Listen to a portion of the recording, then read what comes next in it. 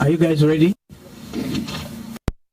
To get ready, I'm sure you know the chair of the economic team, Azimio, Governor Mureithi, and thank you so much for wonderful work. And now, before we get to that, Senator Sifuna, Secretary General of ODM, and one of our sharpshooters, literally, striker, number 9, and Senator Wambua, Senator also from Kitui, and also Deputy Minority Leader in the Senate. So, have I left out anybody? No, we are there. Are you guys ready? Good. We actually make this statement further to the one that was issued by our party leader, the Honorable Raila Amolo Odinga, on the matter of the budget, very important matter, for which he received unnecessary criticism, some of them empty threats. So this is a statement by Azimio la Umoja One Kenya Coalition Party on June 14th, 2024, and entitled Kenya Kwanza Regimes 2024-2025 Budget Estimates and Finance Bill 2024 are a monumental betrayal of public trust. Good afternoon, and thank you for honoring our invitation to attend this important press conference. The Azimio la Umoja One Kenya Coalition Party convened to discuss the budget estimates 2024-2025 and the Finance Bill 2024, assessing the nation's overall condition and the impact of the Kenya Kwanza regime. We now wish to make the following announcement to the Kenyan public regarding our position on the two matters. On the number 1 item, budget estimates 2024-2025, in February, we informed Kenyans that the Kenya Kwanza's economic proposals, policies, and plans were unsound, unrealistic, and unrectifiable. This regime's preference for self-interest over the nation's well-being is evident in the review of the 2024-2025 budget estimates.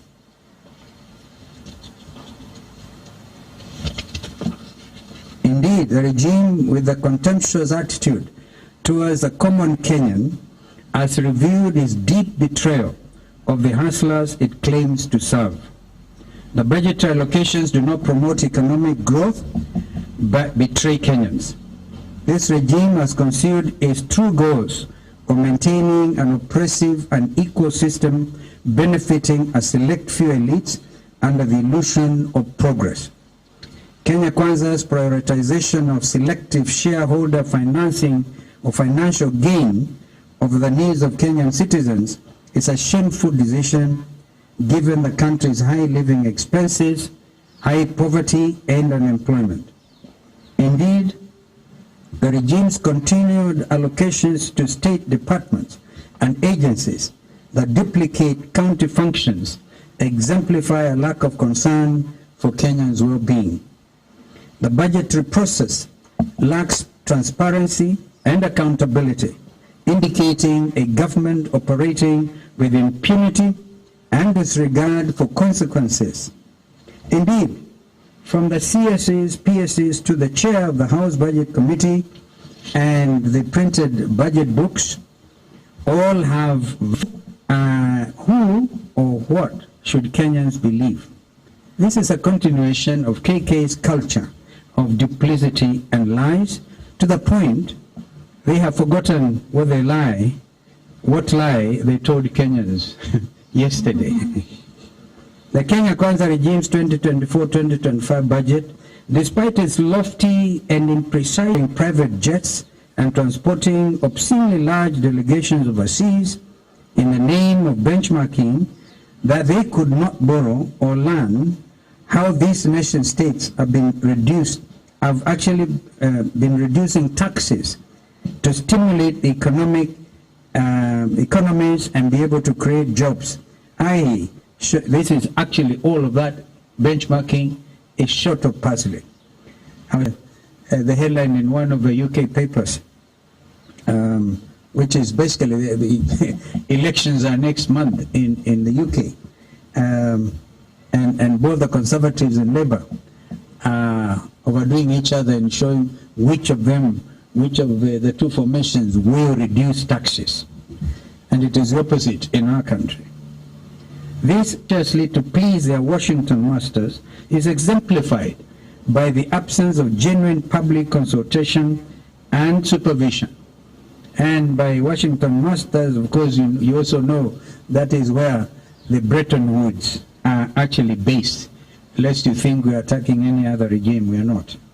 It is a contention that despite the budget estimate 2024-2025 hyperbole, flowery language, and complicated figures, it simply does not stimulate economic activity. It does the opposite and seeks to tax every adult Kenyan 24,000 shillings more, additional to all what we all know as, for example, the housing tax and the very lean pay slips. Ladies and gentlemen, this can only be termed as a reckless race to the bottom. I don't know how many times C.S. Ndungu repeated the words bottom up, bottom up. So became so boring. Kenyans have lost touch with that kind of phraseology. Do not take our word for it. These are some of the examples of increased expenditure. Number one, Office of the Executive President, 1.2 billion shillings. Office of the Deputy President, 678 million shillings. Minister of Defense, 11 billion shillings. Additional. All these additional. Foreign Affairs, 1.4 billion. National Treasury, 6 billion.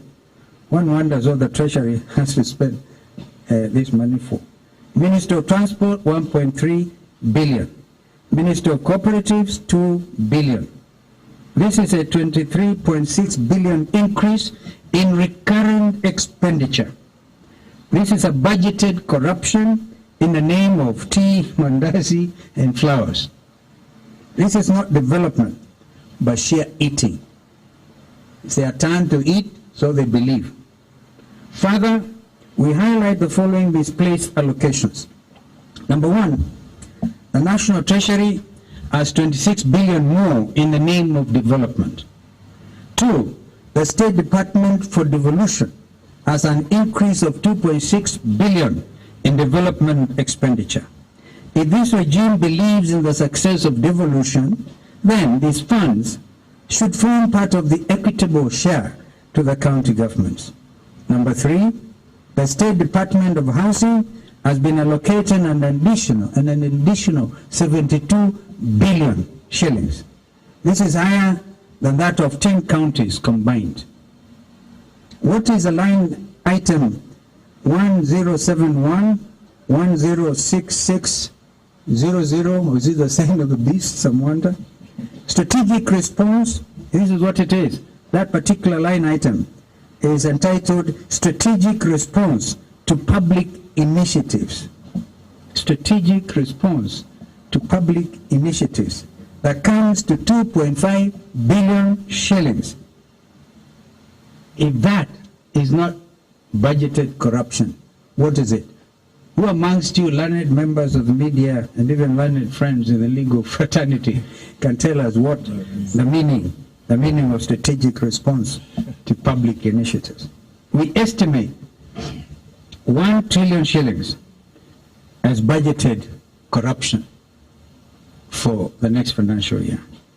In light of these grievous transgressions, we as a coalition urge the international community, the civil society organizations, and concerned citizens, both at home and abroad, to stand in solidarity with Kenyans in condemning Kenya Kwanza's regime's blatant disregard for the public good. We call for quick action to bring those responsible for this breach of trust accountable and to lobby for a budgetary framework that prioritizes the needs and concerns of all Kenyans, not just the privileged few. Kenya Kwanza may have been successful in unveiling its punitive budget, but it has fallen short of its obligation to lead with honesty, with fairness and compassion. Kenyans deserve better, and we will not stop fighting for them to be given the voice and direction they so richly deserve. On the Finance Bill 2024, as our second item, the Kenya Kwanza regime's planned Finance Bill 2024 seeks to fund a 3.914 trillion budget through tax collection of 3.354 trillion shillings. This grandiose goal comprises several new and amended tax measures that will have a substantial impact on both individuals and businesses in our country. Azimio believes that Kenyans can only thrive if we stimulate the economy, not if we arbitrarily and consistently raise their tax burden. If the bill is passed as written, Kenyans must be prepared to give up their belts, or what remains of them, in the second wave of KK taxes. We know that ordinary Kenyans, Mama Mboga, boda riders, and the people of Mjengo and Kokoteni have nothing to gain from this bill, because Kenya Kwanza is targeting them for the second time with a double taxation plan that aims to increase taxes by approximately 24,000 shillings per adult Kenyan per year. The majority of the tax measures in the 2024 Finance Bill are punitive in nature, with substantial consequences for Kenyans. For example, the new tax on motor vehicles proposes a 2.5% tax on the value of motor vehicles, with a minimum of 5,000 shillings and a maximum of 100,000 shillings, which, if adopted, will raise the cost of car ownership and result in higher insurance rates. It is predicted to have an impact on the transportation and logistics industries, thereby increasing the cost of living via a multiplier effect. The new withholding tax on digital marketplaces levies a 20% tax on non-residents and 5% on residents' income from digital marketplaces. This will raise tax compliance expenses for digital marketplace operators, perhaps leading to higher pricing for consumers as businesses pass on the tax burden. The proposed rise in excise duty on money transfer services from 15% to 20% will raise the cost of financial transactions, hurting both businesses and individuals who use these services daily. The significant economic presence tax, which proposes to replace the digital service tax with a 30% tax on non-resident digital service providers' taxable profit, calculated as 20% of gross turnover, will significantly increase the tax burden on digital service providers from 1.5% under DST, abbreviation for digital service tax, to an effective rate of 6%. This will deter digital companies from operating in Kenya, which could stunt the sector's expansion. Kenya's efforts to establish a circular economy to manage its waste and become a regional recycling hub will be further undermined by the recently proposed eco-levy environmental tax, which targets importers and manufacturers of specific products to set up waste management infrastructure.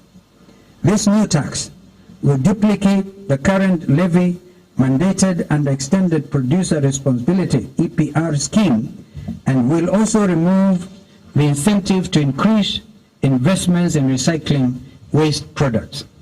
Additionally, the eco-levy will be detrimental to Mwananchi, as it will increase prices for all plastic packaging materials, batteries, and hygiene products. For instance, the 150 shilling levy per kilogram of plastic packaging will increase the cost of a 400-gram loaf of bread by 9 shillings, from 65 shillings to 74 shillings. Increase 1 liter of cooking oil by 16.81 shillings, from 300 to 316.81. Increase of 1 kilogram of powder detergent by 30 shillings, from 200 to 230. Bread and other necessities will now be subject to a standard rated VAT instead of zero rated VAT, which will directly affect household spending and drive up the already expensive cost of living. As Azimio, we firmly believe that these are serious ramifications for Kenya's economy and standard of living if the bill is passed into law. Should it be put to effect, it will significantly raise production costs, will destroy the industry's ability to compete, resulting in closures and job losses. As a result, our local and export markets will be negatively impacted, retail prices will rise, wananchi will be burdened, and cash flow requirements will rise during a period when interest rates are rising. Azimio believes that our country's focus should be on helping enterprises and the manufacturing industry to create jobs and wealth, increase productivity, cut living costs, and finally bring prosperity to Kenyans. We therefore reaffirm our stand that all well-meaning Kenyans must oppose the Finance Bill 2024 and have thus instructed all our parliamentary members to lead from the front in rejecting this punitive bill in its totality. Finally, we salute Kenyans who have used text messaging, phone calls, and social media initiatives, #FindMyMP, to urge their legislators to listen to their constituents and vote no. This peaceful civic assertiveness and engagement will eventually become the norm, especially under our leadership as your government in waiting. Thank you, and may God bless Kenya. End of the statement. I'll ask my colleagues here to add one or two things.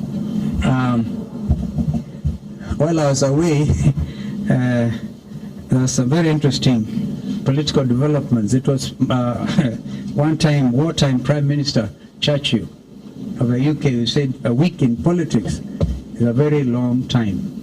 And I think somebody had a hashtag, find Kalonzo. I am back and in good spirits.